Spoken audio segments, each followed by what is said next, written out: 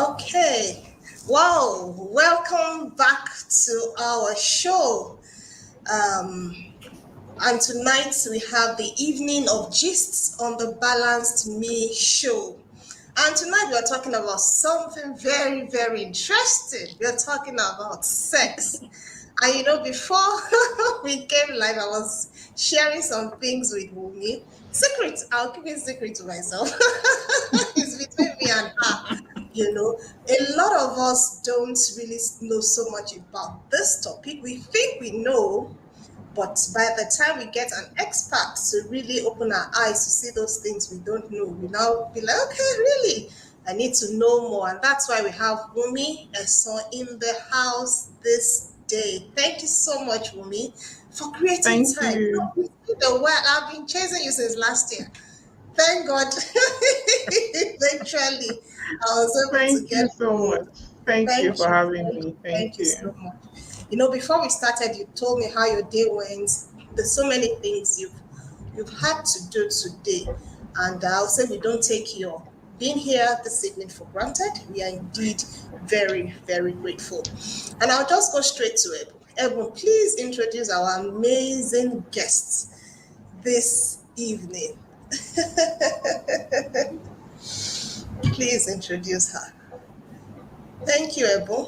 Yeah. I guess I'm the most excited person this evening. Thank you, guys. Can you hear me? Yes, we can. Please go on. Yes, we can. Okay. So I was saying that I guess I'm the most excited person this evening because this topic of sex is very important to me, So I know people be like, so why is it important to you? I love to talk about sex. So thank you very much, allowing me for joining us. We appreciate all that you do, and I will say that I have learned a lot following you on Instagram because there are a lot of things I did not know about sex. Yeah, and so I sneak onto your page on Instagram anytime I have the question, and voila, I always get answers on most of your posts. Thank you so much, and well done for liberating people from this thing. It's because it's liberation. Ayo has refused to leave that stage. She said she's keeping something secret. I don't know why she's still keeping it secret. No, it's just it's a conversation between the two of us. You trust me now. Whatever people need to know, I know. I would always share. But this one is it's a bit intimate. All right, that's fine. So I'm going to introduce our guest today. Allow me a son. DI sex therapy that's diploma, right? Yes. The DIP is diploma, right? Okay. Sex therapy, psychosexual therapy is a trained. Okay, it's a trained psychosexual therapist and certified sex therapist who help couples and individuals discover and enjoy sexual satisfaction and fulfillment. Allow me as trained as a psychologist, and in addition possesses certification in counseling and psychotherapy, behavioral therapy. She is a member of the and the lead therapist at Thriving Family International, an organization focused on providing counseling and therapy for personal and family life related areas. She has worked with over 1,000 couples and individuals over the years to help them achieve sexual fulfillment through one-on-one sex therapy, sex coaching, and her online sex academy, the University of Sex. Can you imagine? The University of Sex. Yeah. So welcome with me once again, everyone in the house. Madam Allow Me Esson, the sex Mrs. Thank E. you. therapist. Thank you so much. Mrs. E, you're Welcome. welcome. Yes. You're welcome. And I have the Thank privilege of asking you the Welcome. very first question, Wumi. Okay. What what made you to develop interest in this that you do? Ah, Okay.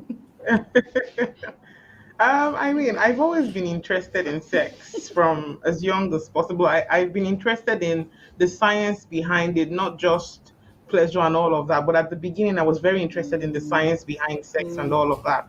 And, I also believe that the fact that my parents, my mom specifically, so although she didn't sexually educate or give me any sex education, she was very open with me. And so in the area of relationships, that was easy for us to navigate. So where some young children, or I mean young girls, at the age of 15, I had my first boyfriend, and it was not hidden. She was like, bring him home.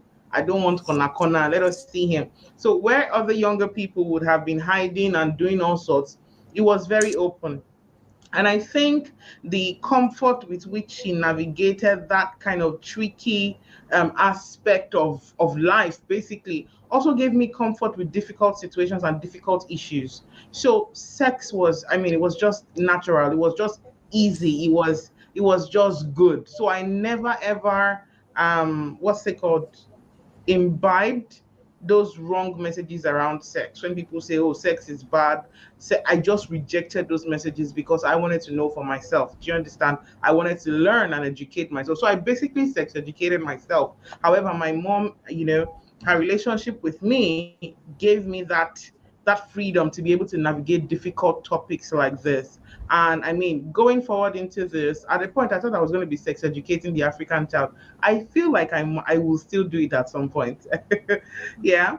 But I mean, later in life, I mean, of course, I studied psychology, went on to do my trainings and all of that. And I think the turning point for me, so at a point I was still taking it like, okay, this thing, we're still doing it, we're just talking about it casually. Do you understand? And then I think the key, the turning point for me was when I had my first child.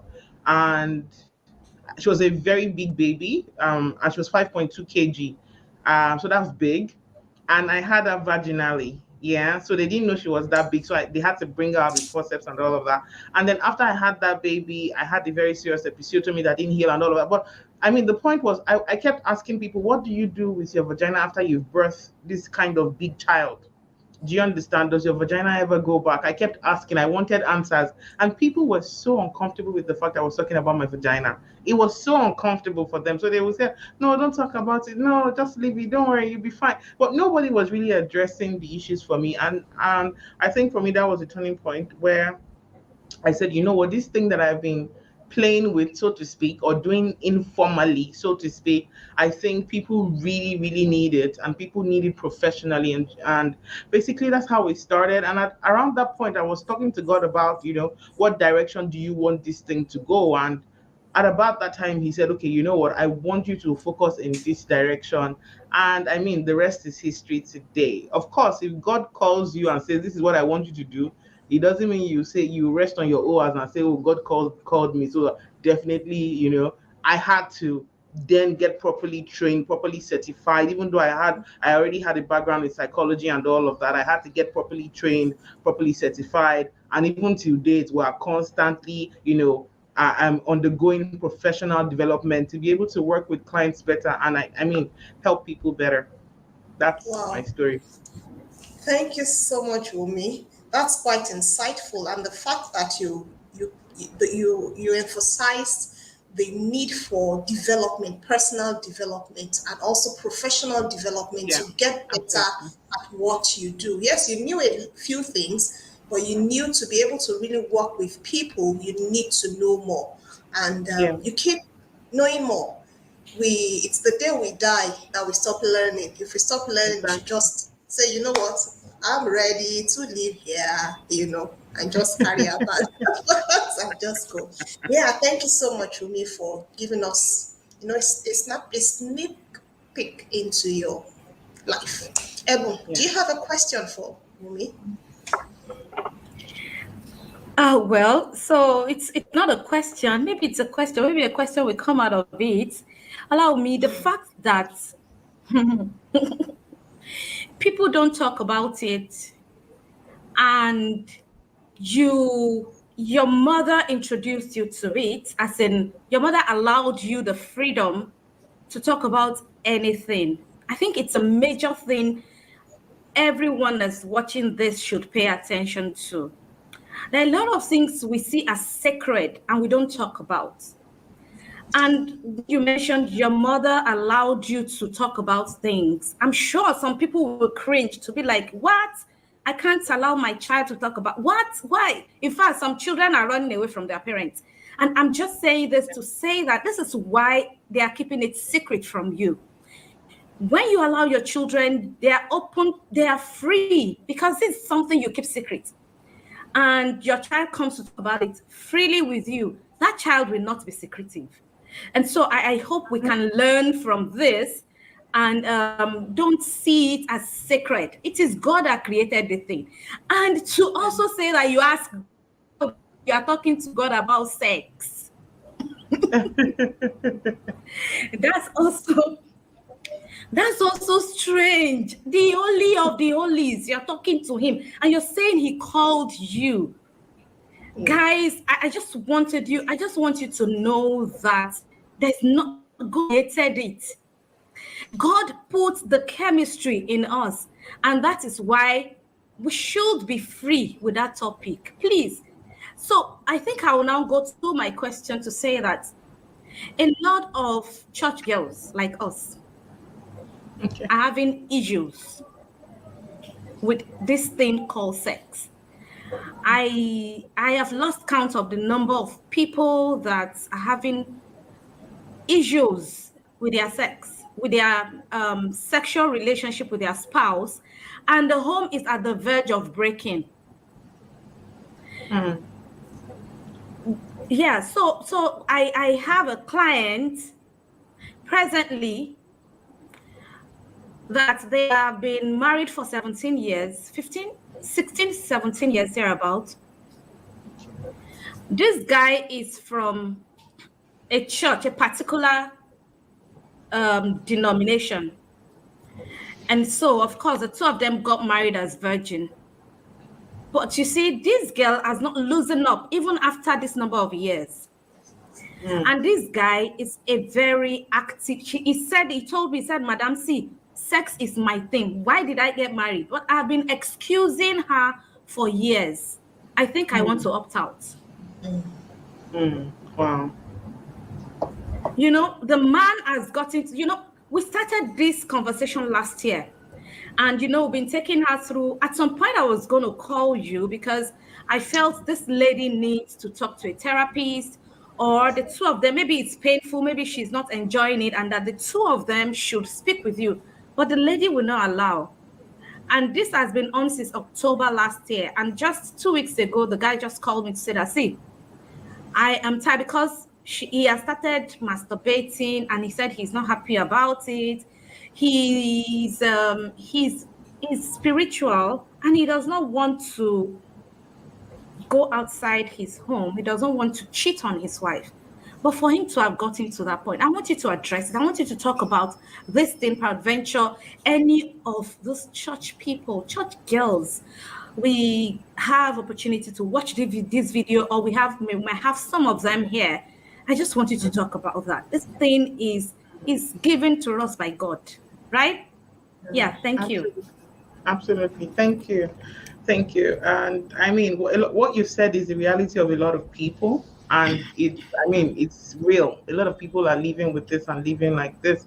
And the truth is, from a very young age, when we look at how we are socialized into sex, including religiously as well, sex at a very young age is introduced to us in a way that is fear-based. Don't do it. Don't have it. You get pregnant. So is it that fear-based, or is fraught with, all sorts of consequences? Nobody really, engages in age-appropriate sexuality education. You know, the way you would sex educate a child, a 5-year-old. It's different from the way you would talk to a 15-year-old about sex or an 18-year-old or something like that, basically. So a lot of us have grown up with sex education and messages from the environment, religion, and all of that that says sex is bad, sex is dirty, sex is this, sex is unholy. And then you know what is interesting? We go through life thinking, being bombarded with all of these messages. Then what happens? You meet somebody, you get married. When you meet somebody, they're still telling you, be chaste, be a virgin, don't go to his house, don't do this. There's nothing wrong with being chaste or being a virgin. Absolutely nothing wrong. And I tell people this, look, even if you choose not to engage in sex before marriage, there is no excuse for not engaging with sex. Yeah. It means that you need to start talking about it. Those conversations need to start happening even before you get married. Those conversations around how did you learn about sex? What are your views on sex? What do you think? Where do you draw the line? How far would we go? How did you, do you understand all of those things? All of those things come into play because if you're having those conversations at that point in time, it's easy for you to then start to easily loosen up. Yeah. And what that also does for you as an individual or as a couple when you even get married is that it gives you that solid foundation to be able to handle communication around sex when you get into marriage. So a lot of people then keep quiet about sex because sex is dirty according to the things that we hear is dirty, is unholy, don't do it, don't have it, you must be a virgin. And interestingly, you know what people think, and I find a lot of religious people think like this. They think that the reward for virginity is great sex in marriage. That's not true. There is no excuse for ignorance. Whether you are a virgin or not, if you are ignorant, you're going to suffer for that ignorance. Do you understand what I mean? So a lot of people are going through all of these things. You're not talking about sex. And then we expect that by some miracle, sex is going to work out. God is a God of order and processes. There's no magic to it. You're not going to marriage and think, oh, because I've kept myself at this, then it's going to just fall into place. No, no, no, no. That's not true. You should start engaging with sex, talking about it, discussing it, being comfortable around it. And as a matter of fact, when you start doing those things even before marriage, things begin to come out. Oh, I don't think oral sex is good. Oh, I think missionary position is the only position we should have. At that point, you can meet somebody, an authority, a professional. Do you understand? To say, okay, these are our views, and we have dissenting opinions about sex, but we want to get married. But people think that it is just, you don't focus about on sex and then you just go into it and get it right. I've met people who have been married for years and they've not even been able to achieve penetration. They've not been able to achieve penetration. Do you understand? So there are a lot of things that go on, yeah. And now, so remember what we were saying. So we're going on a journey from childhood and young adulthood. Sex is bad, fear-based, and all of that is not holy. Then you then get married, yeah. You are cutting, nobody's talking about sex. Then you get married, and then what's the next thing they're asking you? I hope you are giving it to your husband. Oh, hey, I hope you are doing this so you must satisfy him or her. Men, sex is food for men. Really? So all the years of programming and you thinking and understanding and imbibing and ingesting that sex is dirty, does that change overnight? It doesn't.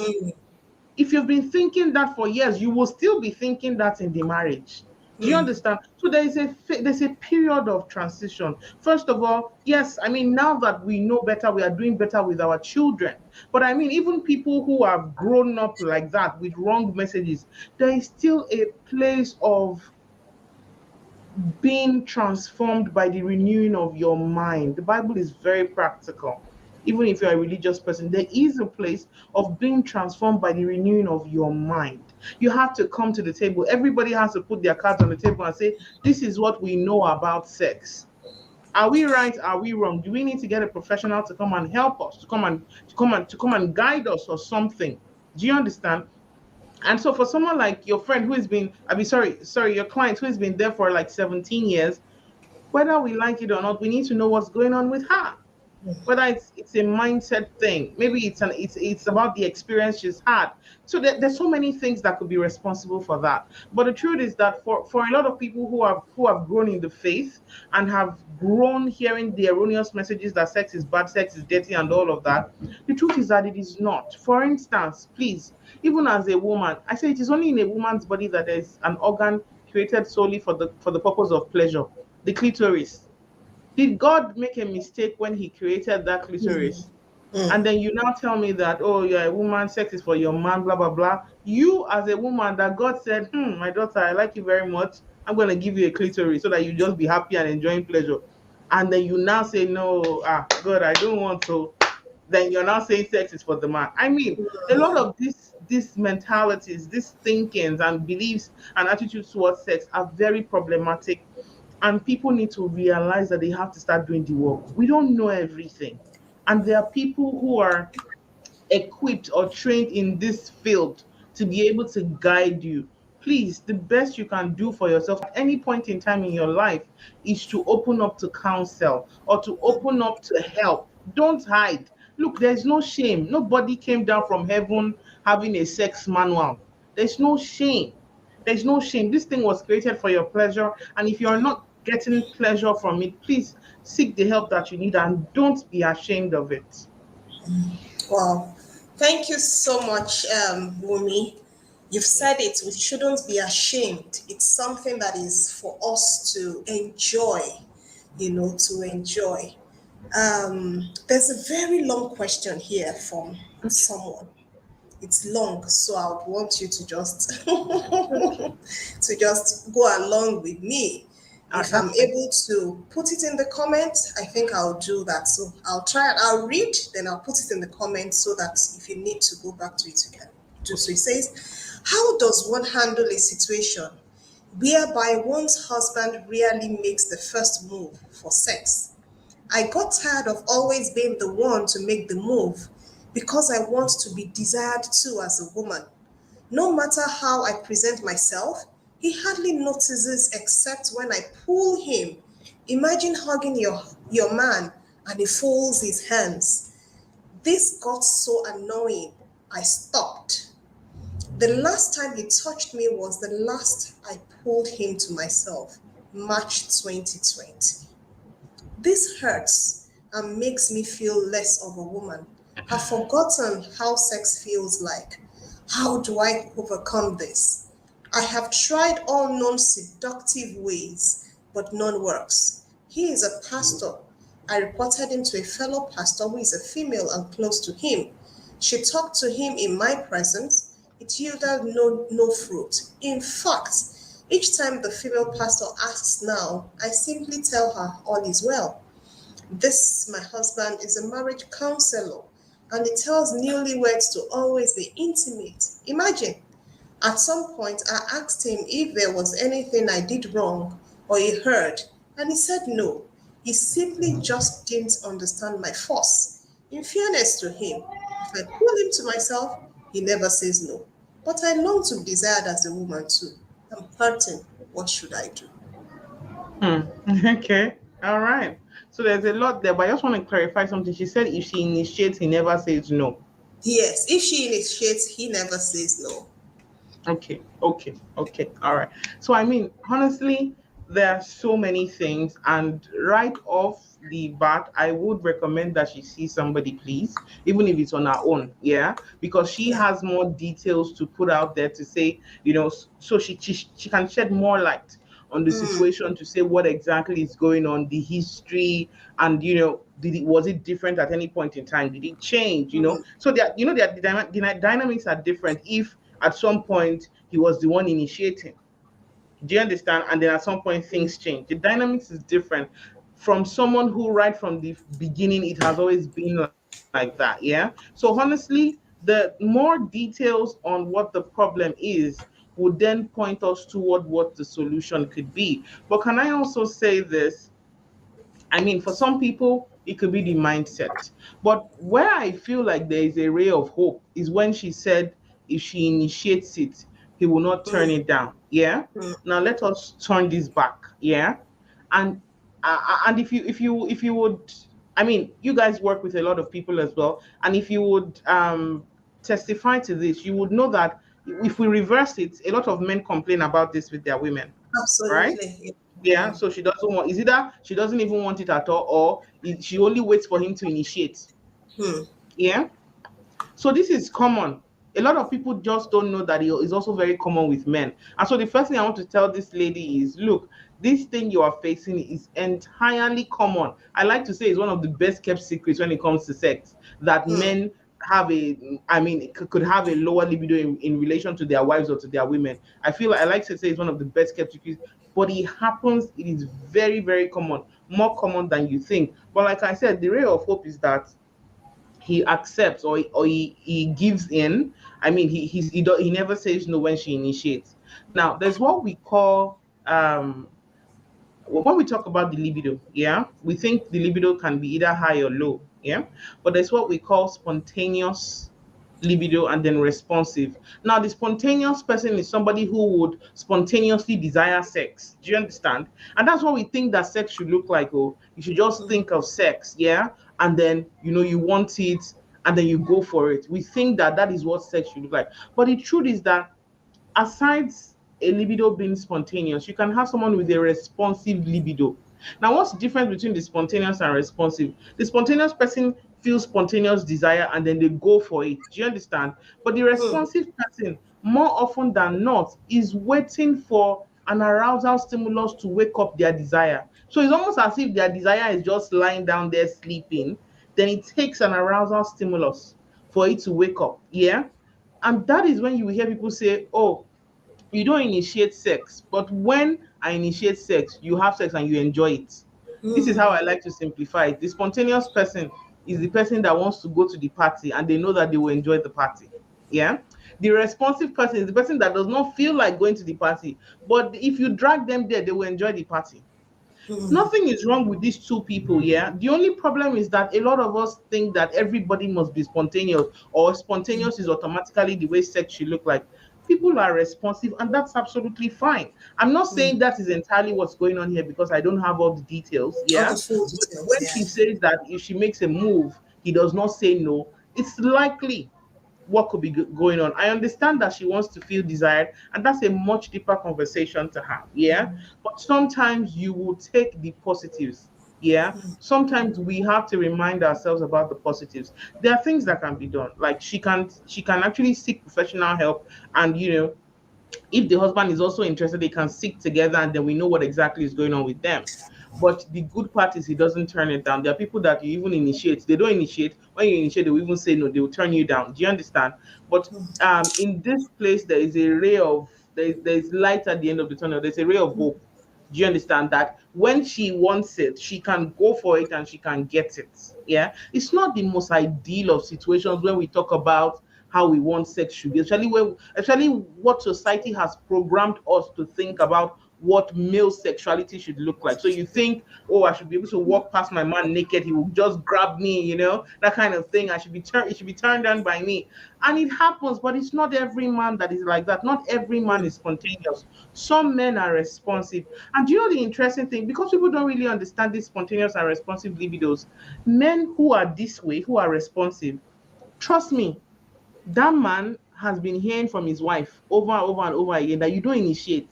What's going on with you? You don't initiate, I expect you as a man to be able to, make the move and all that. That in itself is beating his ego. That in itself is beating his ego. And the fact that he probably does not know that, oh, responsive is a thing. Maybe I am responsive. I don't know. The fact that he probably doesn't even know that exists, could Exists. make him feel like, this is how men should behave sexually.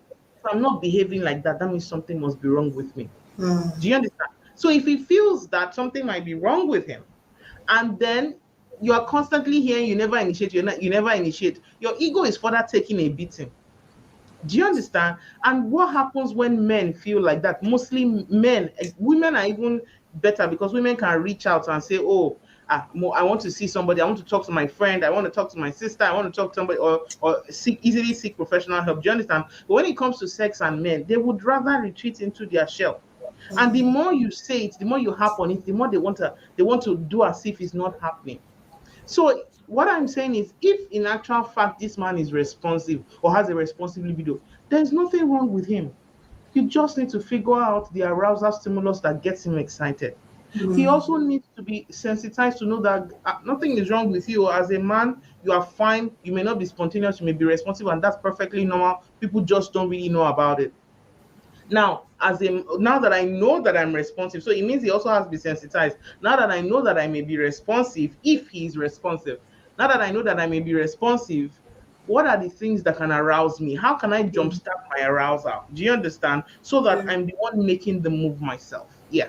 So basically that's it. But I mean, because we don't have all of the details, I mean, we can't have Details. that. Yeah. I Okay. mean, I think she can seek help. But Yeah. if that's the case, those are some of the things that could happen. Yeah. At the end of tonight's show, you'll share your contact with us so Okay. that we can, if such a person is watching, the person can actually get in touch with you. Ebon, Okay. over to you. Let's ask the All next right. sent in. Yeah, thank you very much. Allow me. I love the way you're responding to those questions. That is professional. Allow me a song. Thank you so much there. Okay, so I love where you came in answering that question, because a lot of times we just generalize because of what the society has sold to us with Yeah. issues of food is the something something to a man's Yeah. stomach. If you have a Exactly. man that is Yeah. a chef or somebody, a guy that can cook, you can't lure him with food. And so we need to understand this thing. Thank you Some so men much don't even for, really enjoy food. right? Some men don't Yeah. even enjoy food. Thank you very much. It's so interesting what we are seeing and what we are hearing, and we appreciate it. So I want to talk about women who are attaining the menopausal stage. Mm-hmm. I know that some women, I learned that some women are very active Yeah. when they are attaining that age. In fact, there is an analysis that is why we have a lot of big, as an older woman dating younger Oh, boys, right? You've heard of that before. yeah, sure. Yeah, because so it is believed that because they are attaining that age, their real men are not able to satisfy them, and so they want active. Um, so that's why they go out with a younger guy. So I have a question here, and I want you to talk to that statement, that illustration I just gave. But after Okay. I have read this question, I am in my menopausal age and do not even like sex anymore. So that's another Yeah, that's another side to it. exactly.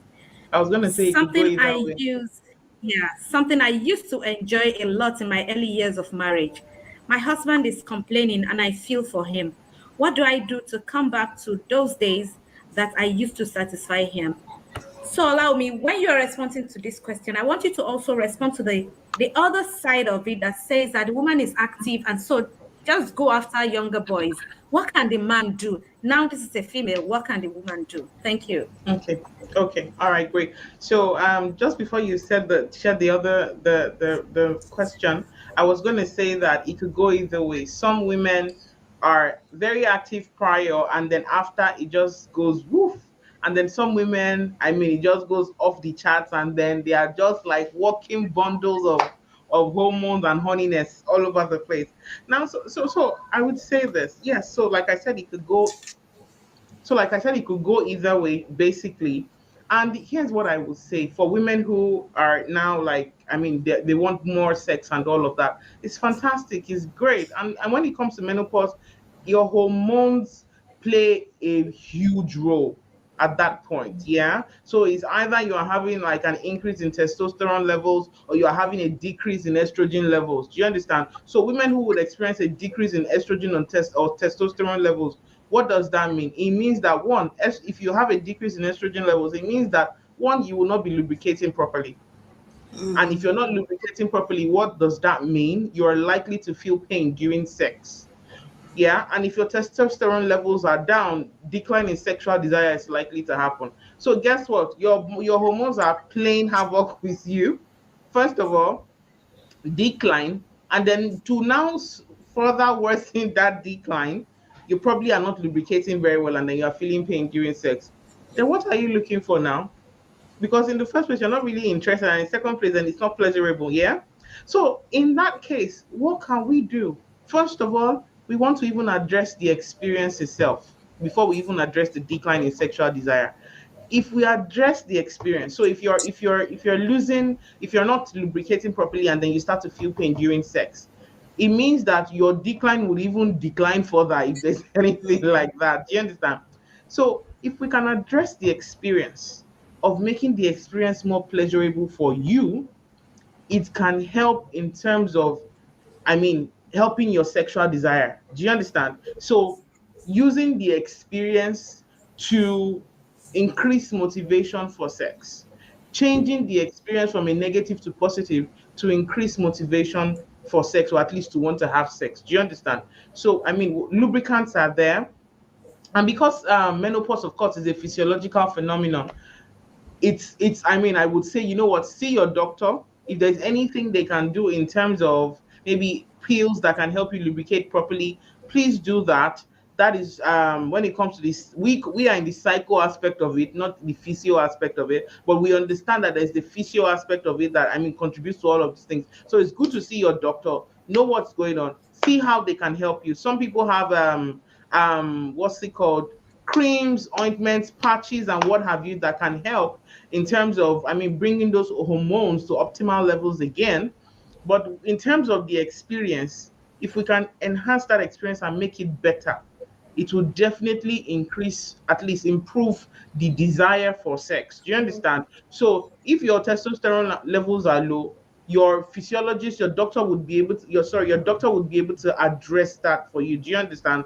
But we can change the experience. Do you understand what I mean? Yeah. Yeah. If the experience is good, if the experience is pleasurable, and again, when we say sex, please understand that when I say sex, I don't mean intercourse alone. Everything, foreplay, everything, foot rubs, talking to each other, your connection, everything, all those things really, really help. Yeah, because your when we try to assess sexual concerns, we look at it from a biopsychosocial. It means the physiological, the psychological, and then the social aspect as well. Do you understand? So if your doctor helps you with the physiological, because we know that menopause involves the physio, your doctor helps you with whatever concern is there. We now come into the psychological in terms of every other thing that is going on around it, including your experiencing of sex. Yeah. So if sex at this point is not, if intercourse is not looking very pleasurable for you at this point, are other things looking good to you? Do you understand what I mean? So, touching, kissing, maybe sucking your breast or kissing, or even back rubs, massages. Do you understand? Sometimes, a lot of times, we forget that we can actually, that we forget that when God created sex, He did not, it's not as if He said, okay, this thing is sex. Do you understand? We are the ones that named it. So, do you understand? And we forget that we are at liberty to expand our definition of sex the way that we want to. It means that sex for me, for instance, can include everything from when I start sending you messages to say, hey, what's up? It can, for some other person, it can include everything from when the husband starts to do the dishes for them. Do you understand? So anything, if things like back rubs, foot rubs, rubbing your butt, your breast, kissing, if those things can start to improve your desire for sex or get you interested, fantastic. Even if you're not interested in intercourse at the moment, maybe you're seeing your doctor and you're trying to resolve whatever hormonal issue is going on, you can satisfy yourselves in other ways. Hand jobs, oral sex, putting the penis in between your breast till he ejaculates. There's so many things that you can do basically, yeah? And these things, it's because we limit ourselves. That's why we think that, oh, it has to just be one way. And if that way is not working, then that means, my sex life is gone forever and I'm still going to live another 40, 50 years. Do you understand that kind of thing? But and you know what? And I say this because if you remember at the beginning, I said I had a very big baby. My first child was a big baby. And I had this episiotomy that did not heal for like 4 months. So there was no sex in that time, but we were getting creative. It wasn't even as if there was no intercourse because every other thing was on the table. Do you get? And basically, that's what happens. So at that point, you have to redefine sex to what looks pleasurable for you. Do you understand? And even for your partner as well. So, I mean, of course, understanding comes in, coming to that place of saying, okay, this is what it is now. This is what I see that I'm responding to. And I think maybe you have to be a bit patient with me while things are going like this. And then we get better. That's why we always say communication is has to happen. So I hope that answers, I hope that has I answered. hope so too. I hope so too. But you have actually responded to the question in a very fantastic way. I love that aspect where you came in with don't limit yourself, just explore, do all the doables. Because Yeah. a lot of us is just the sleeping and this is why we're having problems with this younger generation. Because those ones they are explorers. They Yeah. want to see and understand everything. But with us, our church mind and the way we were brought up, we're so conservative about it. You have heard it all. Allow me say, don't be conservative about sex. It is God that put it there. Eh? God created sex. We gave it name. And so we should be able to define it to our own satisfaction.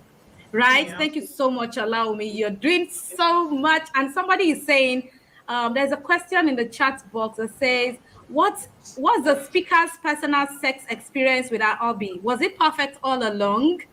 Okay. Some Okay. people like gists. Well, our sexual experience has been good, basically, and honestly, so I was not what's it called? I was sexually active before marriage, but the truth is that getting married to my husband, I've basically been able to explore more, enjoy more, discover more about my pleasure. Like it now feels like every the sexual activity that I had even before marriage was it pales in comparison. Yeah. And don't get me wrong, it's not necessarily because maybe oh the man is doing it or anything. I mean, he's a great guy, there's nothing wrong with him. But it's not necessarily because of that. It's because I personally see sex as for my pleasure. Do you understand? I don't do sex for him. I do it for me. Like I don't pass up an opportunity because I'm like, it's just like giving me my it's just like, wait, so this is my pleasure. I'm going to orgasm, I'm going to enjoy pleasure, I'm going to enjoy the journey. Come on. It's for me, so I'm going to do it.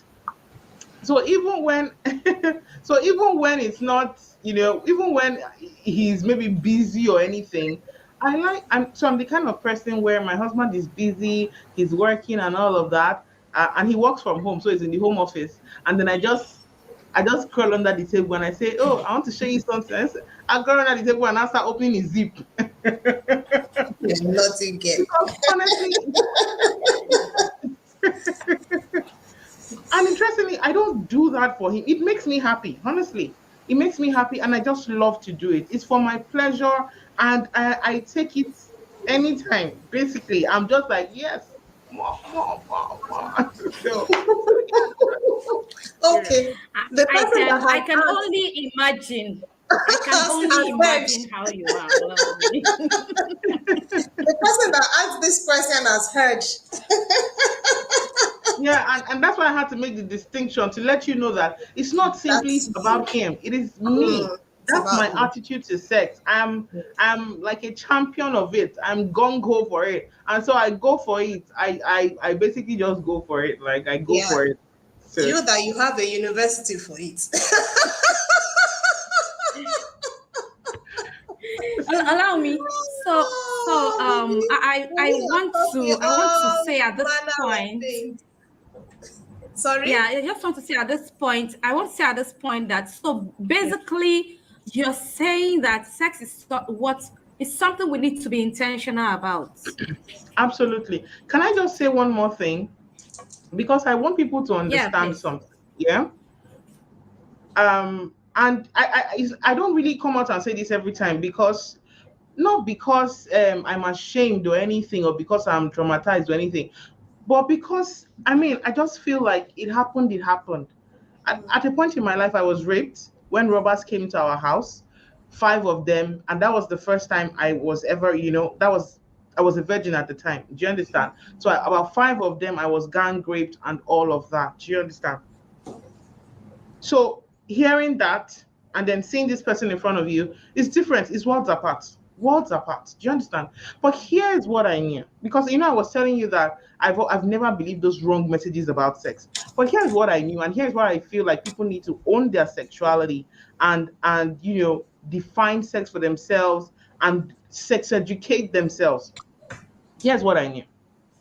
Not for one day did I think that sex was bad, even when that happened to me. You know why? Because I understand sex in itself can be used or abused. And who uses or abuses it? Is it not human beings? Sex in itself is not bad. Do you understand? It is sex. It is how we use it now that now determines whether it becomes bad or good, whether it's abused or beautifully used. There are sexual experiences that are great, that are magnificent, and sex can be used in other ways too. It is not sex that is the problem. It is the people that choose to abuse it that are the problem. Do you understand? So I say that because this person asked about my sexual experience and I say, oh, it's for me. I don't want you to think that, oh, yes, this person has never had, do you understand? It's just been, oh, yeah, yeah. I've had serious trauma. Do you get? But if there was anything that I understood, I knew that sex was never the problem. It was the way the people used it. It was the people that were the problem, not sex. Wow. Yeah. Oh wow, wow. So you went into my terrain because I do advocacy against sexual abuse, and most of the time what I tell people that, like adults that come to me and they say they are traumatized and all, what I tell them is, see, you're seeing it this way because of the way the society sold it to you. Yeah. What if you change the narrative? And that is what you have just done. Some things will happen to people. Some people will use it as tools in their hands and move on with it. Yeah. While some people will just sit there and be sulking, and they will allow themselves to be messed up emotionally. I know that being sexually abused is not a palatable thing. Oh, not And at I am all. not excusing it. I am not excusing Absolutely it. not. But you can hear what Olaume is saying. What are you doing with that thing? Yeah. How are you making use of that story? What narrative are you creating around it? You can use it as a tool in your hands and use it to, in church word, shame the devil. Or you can allow Absolutely. it to take over you. Thank you, Olaume. Thank you so much. This is a very interesting conversation tonight, and I am enjoying it. Yes, yes, yes. Thank So, you. any other question from you, Ayo, before I ask my own question? Yes, I have another long question. I think the long Uh-oh. ones are just on my desk. So, I had a long-standing infidelity issue in marriage, and as a result, lost attraction for my husband and interest in sex. Is there any way I can get over it? I wasn't into sex so much, but had developed interest earlier to make my marriage work. But with the long-standing issue, everything collapsed. Now I am never in the mood. If I can, I want to avoid it. It Yeah. is of concern now as we are trying to rebuild. Secondly, I have also experienced a form of sexual abuse in marriage, hubby forcing his way in when I'm asleep and so on. Plus the fact that the way he touches me irritates me. Have communicated severally to no avail. This also adds up to the reason for my first question. Is it possible to enjoy lovemaking again? As it is, I've lost interest totally. He is not willing to see anyone too. Is there any way I can overcome all these?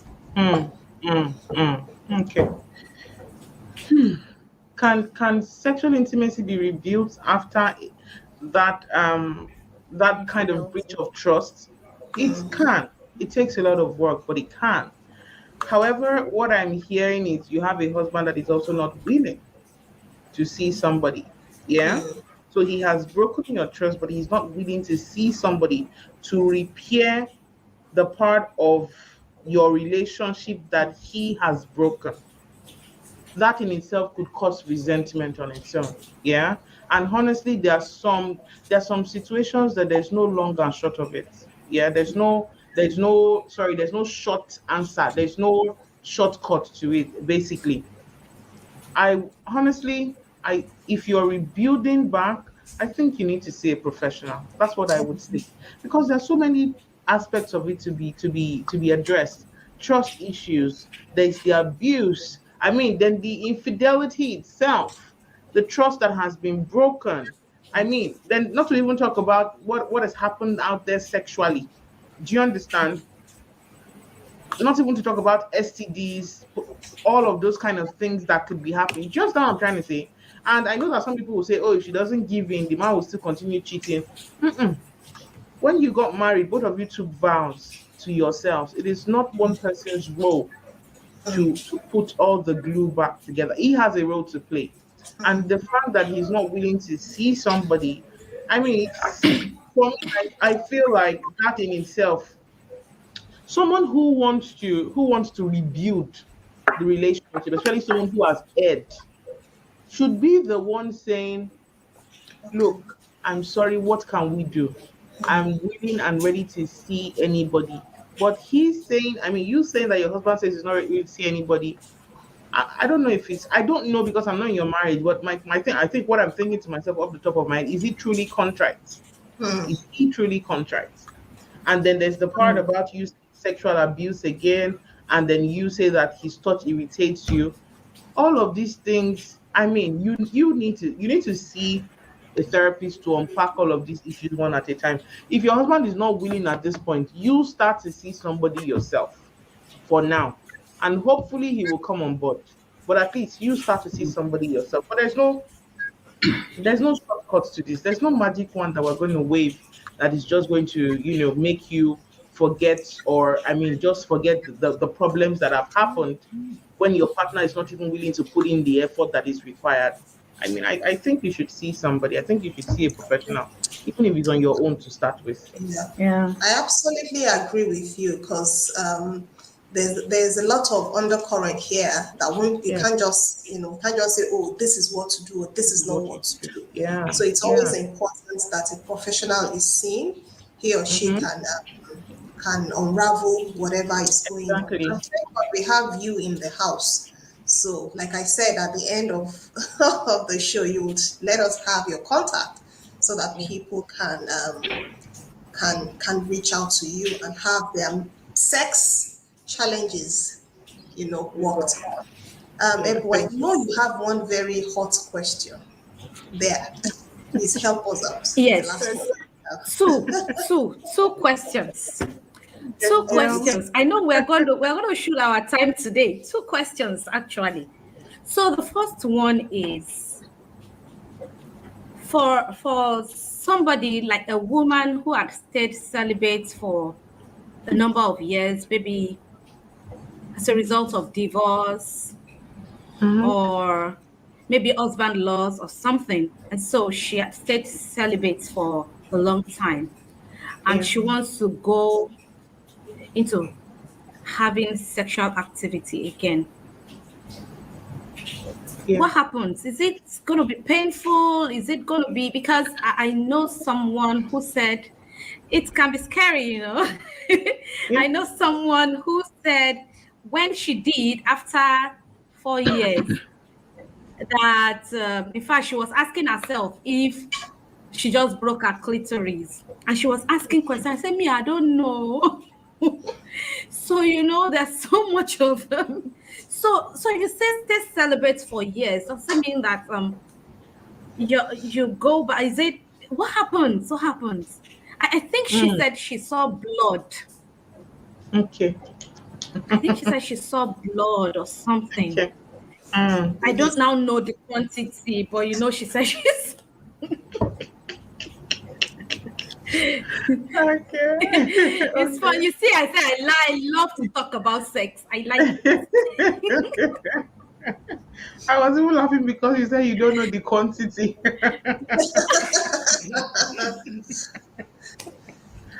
Oh gosh. Okay.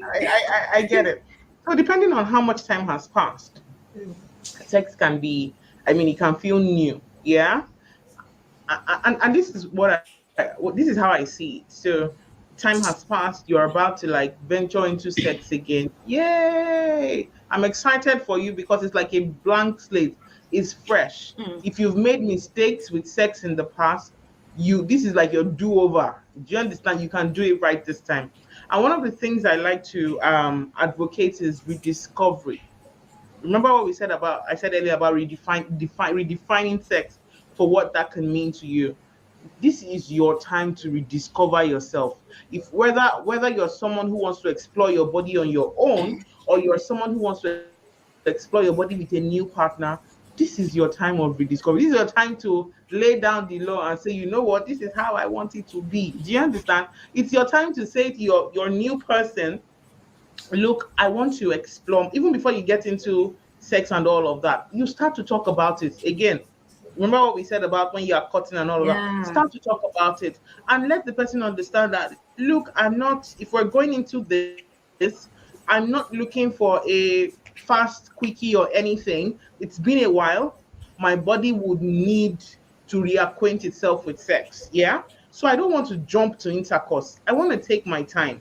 I want to find out what I like. I want us to explore together, see what I like, see what you like. I mean, it's my chance to also know you as my new partner, and it's your chance to also know me as your new partner as well. Let's see what we like. I don't want to rush into intercourse. I want to take my time and gradually allow my body to open. I like to liken a woman's sexuality to a flower. It's closed and then it starts to open, and then it's in full bloom. So I want my body to gradually open up again, and I want to know how I'm feeling. I want it on my own terms. And so if there's any woman out there that is like this, I'm happy for you because it's like a blank slate. Yeah, like this is your chance to define it for yourself and confidently step out there and say, you know what, I want to own it and I want to own it well. I want this to be on my own terms. I want to call the shot. It is my body and I want to define how I want to enjoy it. So please take your time. Basically, explore, find out what the things you didn't find out before, the mistakes you made before. Don't make them again. Take your time, ease into sex gradually, ease into everything gradually, and then when you eventually feel like you're ready for intercourse, then because your body is reacquainted with your pleasure and all that again, and then now you are lubricating, you are fine, and things begin to happen more. I mean, it then becomes a lot easier. Not that you just rush into it and say, "Oh, I've not had sex, so okay, you want to have sex with me? Okay, we want to have sex now." The person now just say, "Oh, I'm going to do like this." I say, "Yeah, yeah, it's paining me. Ah, there's blood. 1 pint of blood." No, don't do like that. Don't do like that. Take your time. Rewrite Allow me. your sex story. Allow me. Do you actually know that you are talking to me directly? Ah, I have a sorry. confession to make. I have a confession to make. So after my separation and divorce for going to 11 years, I'd stayed Oh celibate. wow. And so I started talking about it with a couple of friends. And so one of my friends just came 2 weeks ago to say that, hey, I did it. And she was saying it, and she was saying how that it was painful. And so that triggered a lot of anxiety in me again. And I was like, okay, so as a show was going, I said, let me just ask her so that I will not be solving some people's problem. I will now hide my own under the clothes. But thank you Yeah. so much. It's Yeah. and the way you were saying it, the illustration about the flower is really interesting. And oh my Yeah. God. I'm excited for you. Yeah, thank you very much. Aya, should I ask the last question? Yes, you have to because they sent the questions in. That's the last one, so it would be nice we Yes. ask that. Okay, so this question was also sent in. My husband likes blowjob. I never knew of it before marriage. I have Okay. tried in times past, but never liked it. I had mouth sore. from it at some point and stopped totally. Is there a way to meet is there a meeting point to it? Okay. All right. So So I also want you to talk about the different styles. It's not only blowjobs, so that people mm, will understand. okay. Okay. All right. So I will start from there, and it makes sense that somebody who does not know about something can make mistakes when it comes to doing it. So it's possible that maybe she used her teeth or she was trying to suck and she went to bite. I don't know what could have happened. Yeah. Do you understand? But I mean, in this case, if this is something that you want to learn, you can learn it. Yeah. Like I said, nobody came from heaven with sex manual. Oh. Whether you knew blowjob before, you did not even know, you never even heard it in your life, and the husband came home and said he wants blowjob. First of all, what does it? Do you want to try it? Yeah. Do you want to try it? And if you want to try it, what do you need to be able to be comfortable in that space? Does he need to have his bath? Does he need to be fresh and clean so that you are not smelling all sorts of things? Also, what do you need to know? Because you can think, oh, this person wants me to give him a blowjob, and then you now put the penis in your hand and then you're doing like this because you say blowjob and then you are blowing. Don't mind me, I'm just joking. Or you put the penis in your mouth and then you go and bite his hand. That's problem. Oh. So basically, you need to, if this is something that you're willing to try, you need to learn about it. You need to understand what it is and then learn about it. Fantastic enough, we have a university of sex that teaches women how to do blowjobs if this is something that you would like to try. Yeah. It's not hard, it's not jam. It's very simple, very straightforward, and it can even also be pleasurable for you in terms of, I mean, even doing it. Do you understand? So you want to learn about it. However, if it's giving you mouth sauce and it is not about what you did, maybe you did something and you're not supposed to do. If it's giving you mouth sauce, we want to check out what's going on, because again, safety and your sexual health is key. Yeah. Ideally, you should not be having mouth sauce from giving oral sex if your partner is clean. Excuse me. So if your partner is clean, ideally you shouldn't be having any mouth sores or anything because you gave somebody a blowjob. Yeah. So even though it's your husband, we want to be sure that he is clean. Yeah. I know some people run away from oral sex because they think, oh, it can give you diseases, cancer, whatever. And I tell people this, I say, look, there is no form of sex that is risk free. The risk is what it is. You understand? Even kissing, ordinary kissing. If your partner has oral herpes, for instance, and you kiss the person, you will contact it. Ordinary kissing has risk. Penis in vagina has risk. Do you understand? So oral sex is the same thing. There is no form of sex that doesn't carry its own risk. Do you understand? So it's the same thing. So if somebody is asking you for this, educate yourself about this. Ask the right questions. If you want me to put you in my mouth, please, I need to be sure that you are clean. Do you understand? Because I'm concerned when I hear that she had mouth sores. So what was the diagnosis? Did you go to the hospital? What was the diagnosis? What exactly is it? Do you understand? You cannot give oral sex to somebody that is not, that has some form of infection or STD or something. That's not okay. That is not okay in any world at all. Do you understand? So please inform yourself about it. Make sure that your partner is clean. And if you need to learn, yeah, if you want to invest in your blowjob skills, go to the University of Sex and learn. Do you understand? But don't go into anything flying blind. Don't fly blind into anything. Yes, Absolutely. Yeah. because now what this lady has said is she has tried it and she's got mouth sore. So it's not as if she's saying she doesn't want to do it. She's just saying, I didn't know about it and then I did it. Now I have mouth sores. So you didn't know about it. You should have properly educated yourself on everything. You should have made sure that your partner was clean. And then you should have also learned at least some small ways, some tips on how to even do it. Do you understand? But I think if you have mouth sores, please see a doctor to get some kind of, to know what exactly is going on there. So if your Yes. partner has an infection, it can be treated, basically. Thank you so much, Wumi. And you said something very apt. Knowledge is key. You know Yeah. that conversation we were having before, Yeah. before the show started. I did have knowledge on some things, Yeah. and was not doing it the right way. So the knowledge is key. Knowledge It is, is. Yeah. we can't overestimate the place of knowledge in anything, and things just don't happen. If you don't know, you don't know. And the Yeah. truth is, we just keep doing it anyhow. There's one last question here that I Mm-hmm. want us to talk to. Okay. Let me just let's bring it on. It says, for a man that stayed off sex for about 8 years due to separation or widowhood, how does he impress his partner sexually, especially when he could not satisfy her? Do you understand it? Excuse me. Yeah. Yeah. Okay, please. Okay. Okay. So I think the first thing I'm going to say is I have a problem when men want to impress with sex. Because I'm going to be honest with you, a lot of men suffer from erectile dysfunction because they are looking to impress, because they've developed performance anxiety. Society has sold it to us that men should instinctively know how to please a woman. There's nothing further from the truth. The fact that you are a man does not know that you will know how to please every woman that you meet.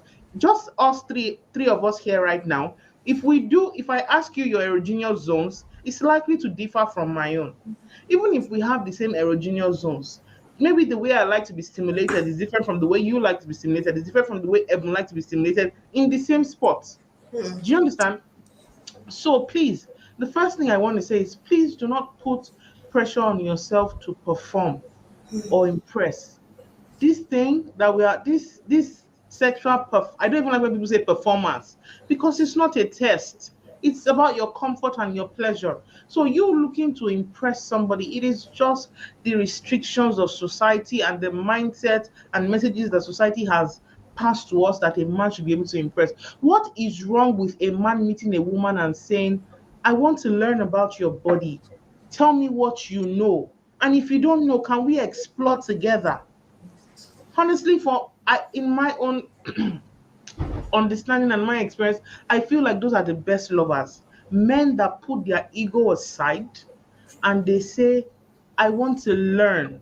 Do you understand? I want to be a student of your pleasure.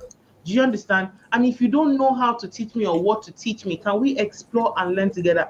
It takes the pressure off. And so even though you've not had sex for 8 years and all of that, it doesn't matter. It's fine. Do you understand? It's not a performance. It's not a sprint. Do you understand? Calm down. If you're with somebody that you really want to be with, please open up to say, you know what, it's been a while. I don't want to put pressure on myself and I don't want to put pressure on you. Let's just be as open with each other as possible. And if there are things that you would like, please feel free to tell me. And if you don't know, let's explore together. Please, society has sold us a whole lot of horrible stuff and hogwash. There's no man that can figure out. As a matter of fact, if one man comes here now, he's not likely to figure out how three of us will enjoy pleasure. Do you understand what I'm saying? Do you understand what I'm trying to say? Because every woman is different. There is no man that just figures out, okay, this is what it is, and this is how it must be like this. I know that society has programmed us to think that this is something that we must wear as a badge of honor. Wait, me, yeah, I'm the man. Please just forget that, put the ego aside, and focus more on sex as comfort, pleasure, and learning experiences that you share with the person that you're with. Thank you. Wow, thank you so much. Thank you so much. Thank you so much. Thank So, you. if we want to reach out to you, how do we reach out to you? Okay, so you can reach out to me via my website www.olaumiason.com. So just the way my Online. name is spelled but together. Yes. Yes. www.olaumiason.com. So right there on our website, we have a button that you can click and you can speak directly to our team right there on the website. So you can just contact us from there or you can check us out on Instagram. It's also at olaumiason.com. Although we've been off Instagram for a bit, but we are coming back tomorrow. So it's going to be, yes, olaumiason.com, or we're changing it actually to Allow Me a Son Sex Therapy from tomorrow. We're actually coming back tomorrow. So it's going to be Oh, Allow Me a Son Sex Therapy. Yeah. So, okay. yeah, so But you you can check us still out on this as at Instagram. tonight, so people Yes, can it's still follow this as you. at, yes, it's still Allow Yes. Me a Son Yeah. as at tonight. Yes, Okay. it's still Allow Me a Fantastic. Son as at tonight. Thank you. And then the Okay. website www.allowmeyeson.com. And there's a button right there on our website that would lead you to our team. You can chat with us, ask us questions, book a session.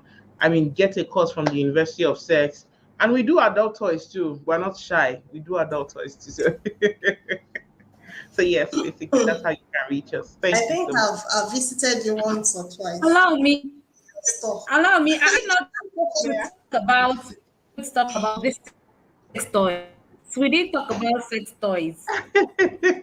Is it Oh, God. advisable to use sex toys? Okay. I think we should talk about it. Okay. So the way I see, so you know when you dress up and then you don't wear earrings and all of that, yeah, it doesn't mean you look bad. You can look good, yeah. But when you wear wristwatch, chain, it's extra adornment, right? There's nothing really wrong with it. To me, I see sex toys the exact same way. They enhance. I never ever think anybody should use sex toys as a crutch, that you can't have sex without sex toys. No, you should never get to that point. Sex toys can enhance the pleasures that you already have. Do you understand? So a vibrator here and all of that. I like when couples use these things together because it enhances their pleasure together. We don't have to hide in a corner and say, I'm going to use it. Yeah, I'm going. No, can use it together and enhance your pleasure together. And sex toys are many. Basically, they cover lubricants, vibrators, little finger bullets, different things basically that you can explore. You don't have to go all the way. You can start little and just say, okay, what can we explore here and there? They basically enhance the experience for you. They don't replace a partner or anything like that. They just enhance the experience. But the problem is when people hear sex, toys, you know what they are thinking? They are thinking everything must be a dildo. That's what everything must be a dildo or something that is inserted or whatever, and then like, oh, my replacement, I don't want anything to replace me, and blah blah blah. But the truth is that if and a lot of men say this, so I'm going to say this to the men: if a sex toy can replace you, then there's a problem because sex is beyond just penetration. There's the emotions, there's the pleasure, there's the caressing, kissing, all of those things, emotions, connection, everything. I mean, everything flows into sex and pleasure and all of that. So a sex toy can't give you all of those things. So if you, as a man, that is supposed to give your woman all of those things or contribute that to your sex life as a couple, the connection, the emotional bonding, intimacy, and then the touching, the kissing. If you're not doing all of that and all you're doing is penetration, how won't you be worried that sex toy can replace you? So honestly, sex is a lot more than what sex toys can do, honestly. And I really do not think that sex toys can replace people or their partner. I don't think sex toys can replace anybody, as a matter of fact. And it would be an insult to anybody that can be replaced by a sex toy because that is really very problematic. Yep. Wow. Thank you so much. Well, thank you for going You have, to that direction. you have finally desister me this night. But you know, she said something very important, that the sex toy should not replace your partner. Very key. Yeah. You know, it should be for enhancement. The two of you must be able to explore yourself together. Together. Yeah. It's very, very important. It's not that you're in one corner trying to do something in one corner like Yeah. that. So Mm-hmm. You're trying to explore each other together, laughing at each other. Maybe you made a mistake, you know, you just laugh over it, you try again, and things like that. Yeah. It just Exactly. makes it fun Be at fun. the end of the day. Wow, I think this is the first time we are really, really overshooting our time. You know, when it comes to sex, we are talking and I about think sex. this time we are really having so many people online too. It's amazing, you know. We shy away from it, but we still want to know. We shy, Yeah. but we still Absolutely. want to know. So I think Mm-hmm. we need to get to that point wherein sex is not something we know. We say hush hush. You know, Yeah. we say it, and that's one of the things I really appreciate about it. Olawumi. She's been an amazing blessing. She knows I'm one of her students. An amazing blessing, Thank you. you know, to me and even to to our family as a whole, to myself and my husband. We've learned Thank you. quite a number of few things, from her. Thank you. Thank So you. yes, it's so great having you on the show tonight. But please, can you help us appreciate Olawumi as we wrap up the show tonight? Thank you. Thank you. Thank you so much, Ira. Yay, Thank you yay, yay. Thank you for having so me. much, allow me. Thank you. Yeah, we really appreciate it. We appreciate you. We know you are a busy person, and we do not take this for granted. Thank you so much. Thank That God that brought you and gave you this assignment. We continue to give you more wisdom into it. Amen. Guys, please can you Amen. allow me? Let's allow me in the chat Yes, box. yes. Let's say thank you. Yeah, thank you so much. Thank you. Thank you. Thank Thank you. you I so am. much. Thank you. It's my Thank pleasure to you. be here. Thank you. Thank you so much. Have a good time, everyone. Till we come your way next quarter, at the end of next quarter, for the evening of Gist again. Do have a beautiful one and happy new month in advance. Thank you. Bye. Bye, everyone. Yeah, Bye. thank you. Bye.